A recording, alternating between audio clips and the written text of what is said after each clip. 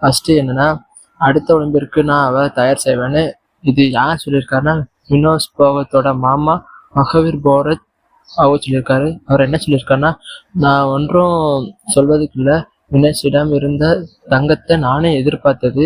போட்டியிடும் விதிகள் உள்ளன. ஆனால் ஒரு மல்யுத்த வீரர் 50-100 கிராம் அதிக எடையுடன் இருந்தால் வழக்கமாக அனுமதிப்பார்கள். வேதனையடைய வேண்டாம் என மக்களை கேட்டுக்கொள்கிறேன். ஒரு நாள் அவர் நிச்சயம் ஒரு பதக்கத்தை கொண்டு வருவார். அடுத்த ஒலிம்பிற்கு அவரை தயார் செய்வது. இது அவர் வருத்தத்தோட பேசியிருக்காரு.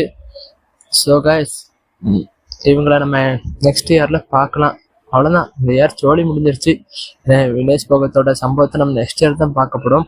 அதுக்கப்புறம் என்னன்னு பார்த்தீங்கன்னா, வினேஷ் போகத்தை மருத்துவமனையில் அனுமதி செஞ்சிருக்காங்க. தீவிர பயிற்சி மற்றும் நீர்ச்சத்து குறைபாடு காரணமாக மருத்துவமனையில் அனுமதிக்கப்பட்டுள்ளார். வினேஷ்